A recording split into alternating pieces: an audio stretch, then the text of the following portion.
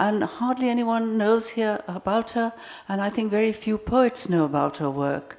There's John Siddique, whose work I've come across quite recently. He's also very good in Britain. There's Imtiaz Dharkar, who's also British.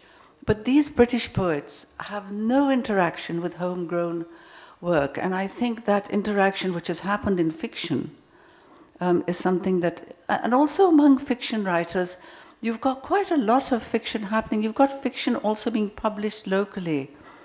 One of the difficulties I think about being published locally, in Pakistan, a lot of this great sort of burst of talent that we're getting, a lot of it is not British American published, it's published in India. And I think poor writers are often asked, I mean poor in as much as they're unfortunately asked, why didn't you publish in Pakistan? And it's really, and the writer has said, well, ask the publishers. The point is that this talent is being published in India. It's not, and when it's published in Pakistan, we don't seem to have an infrastructure for fiction as yet. You know, the kind of whole editorial, when editor can look at your work. A lot of it, a lot of it has tremendous talent, and a lot of it I feel, gosh, if only somebody could, go through it and line by line say, oh, this is where it needs tightening. This is where you need to go. This is what publishing houses do to some extent. I mean, no one's going to sit and teach you how to write.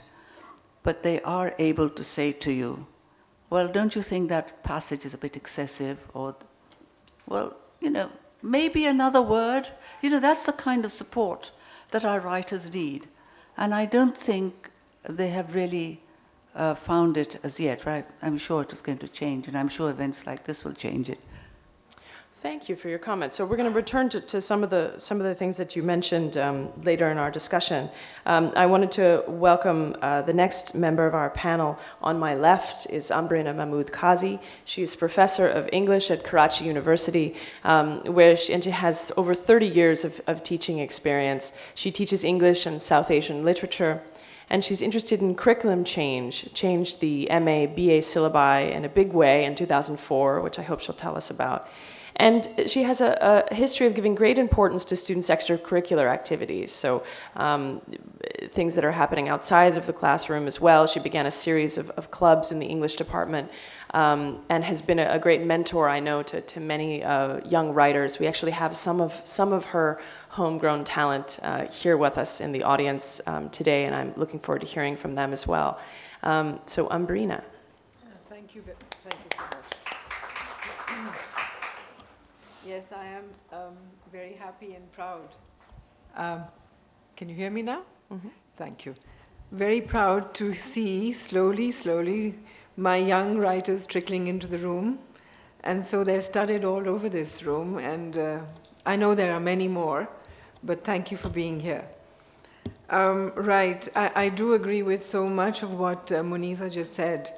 Yes, we do need a stronger infrastructure to help young writers.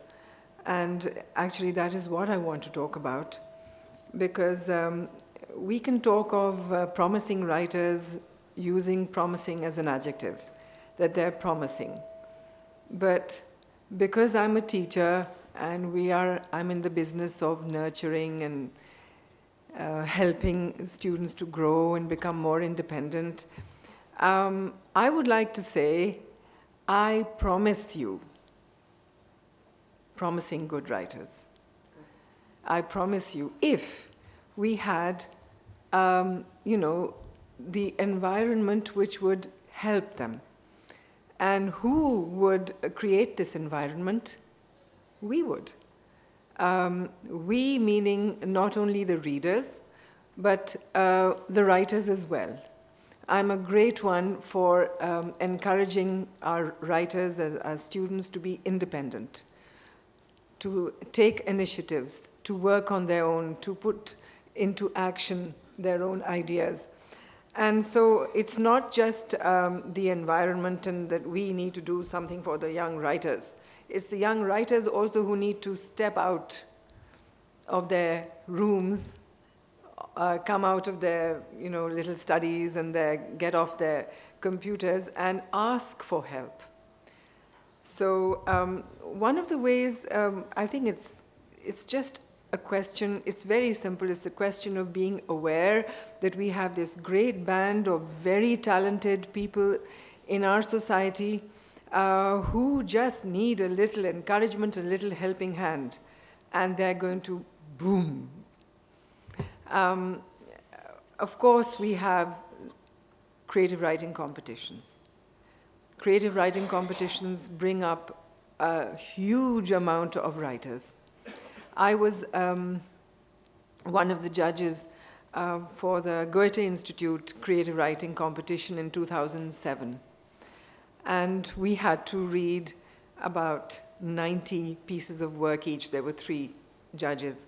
And believe you me, this book is the result of that particular competition. And there are just a few of the best writings which came out of that work. But I have not thrown away the other writings because they are so good, and they are also, many have a lot of promise. With a little bit of help, they can blossom into excellent writers. So besides creative writing competitions, which bring up a lot of talent, we definitely need to have writers coming and commenting on young people's work, teachers commenting about people's work, and writers going to people and asking, please read my work and tell me how I can improve. Muniza just talked about publishers, did you say? Publishers, agents possibly commenting on work. Yes, that editors. Yes, editors. We don't have that infrastructure here.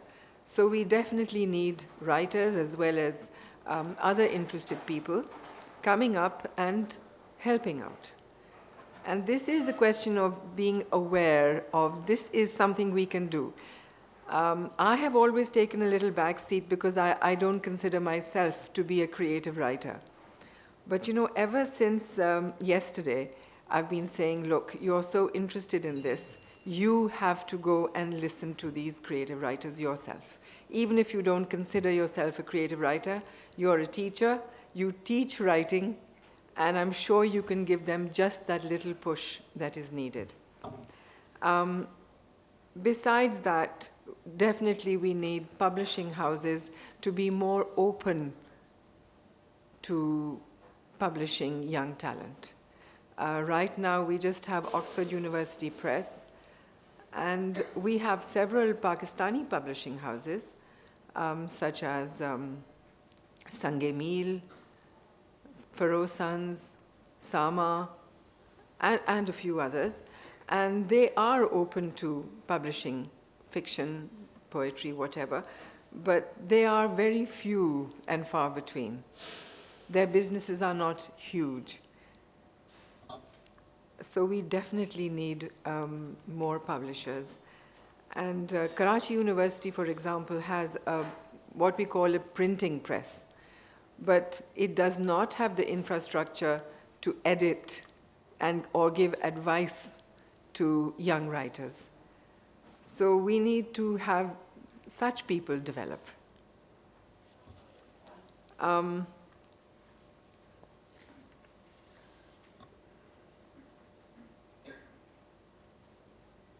So there are various places for students to write, but we definitely need more.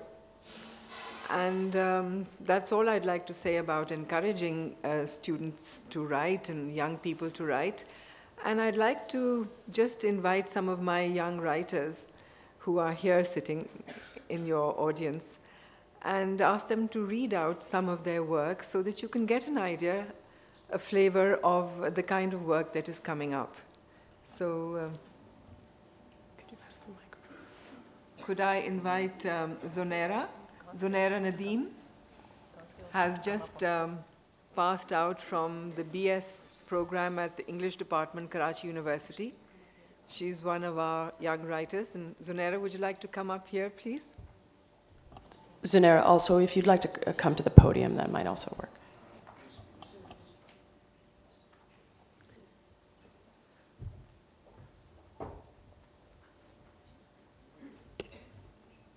This is an experimental poem that I wrote when I was trying to think in verse, and therefore I have called it Thoughts in Verse. When there is nothing, there is something. When there is something, there is sense. When there is sense, there is nonsense. When there is nonsense, there is nothing again. When is there really nothing? I groped in the dark for what I wanted. Puzzling, so puzzling. Received I nothing. What did I expect? I didn't look right. I didn't look in the light. The heart. Why won't it stop? Everything else does. Why won't it wither and let you vacate? I won't miss it when it does. Why can't the fibers of my being crush it? I won't know what to do if it does. The microcosms of the universe, contained in a single breath. Celestial I breathe, and everything else it seeds. Thank you. Thank you.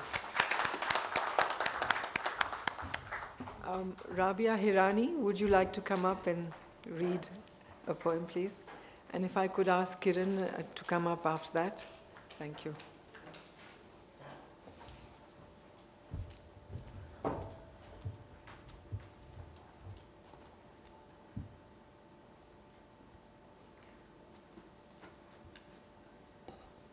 Rabia has just passed out from the BS program. This is our very first batch of the 4-year BS program, so they're very special to us. Thank you. This one's called An Overdue Revolution. Plight, poverty, misery. I see a ray. Honor is gone. What stays? It will happen. Faith. Muffled screams for how long? Smell the spark, crackling for too long. Acceptance of God's will, but of man's? A spark, a ray. A fire, annihilation. An end, a beginning. Thank you. Thank you. This is Kiran Bashir Ahmed. She's a young writer, published, also a teacher at Bahria University, a teacher of psychology. Yes.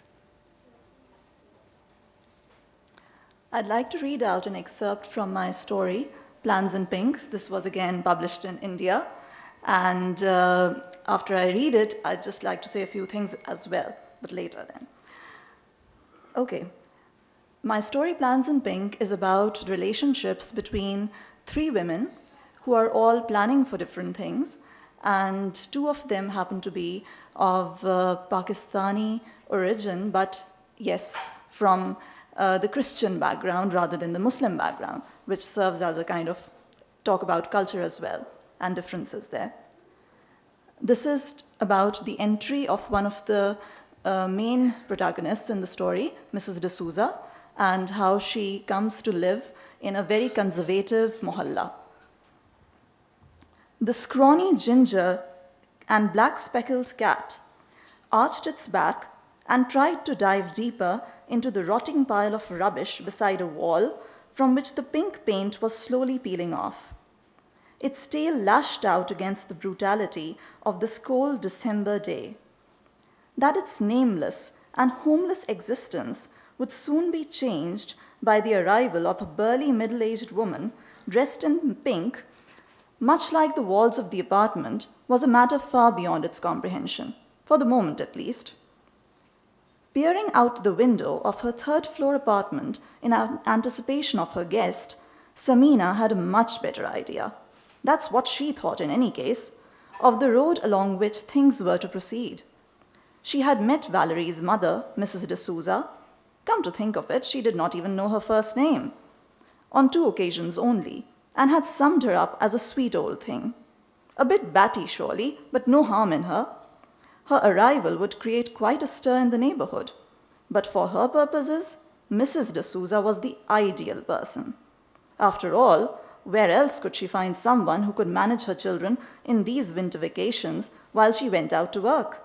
She was sure that Valerie's mother would prove to be an excellent housekeeper as well.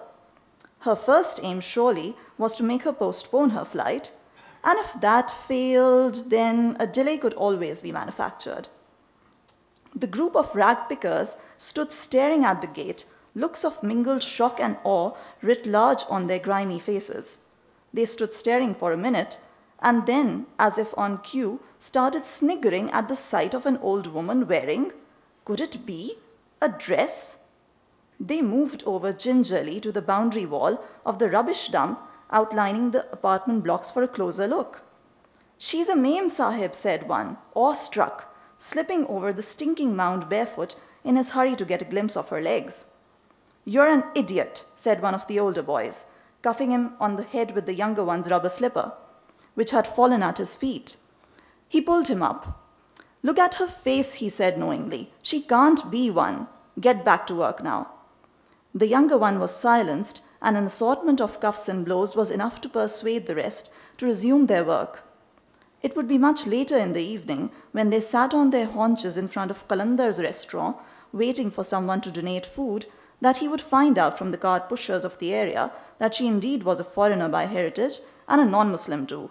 For now, he stole fervent sidelong glances at his new find as the group rummaged in the dump for paper, broken shards of glass, and even edible titbits for a change of taste. That's all from my work. Just at the end, I'd like to add one more thing, commenting on what I heard today in the panel, that I was very lucky, I would say,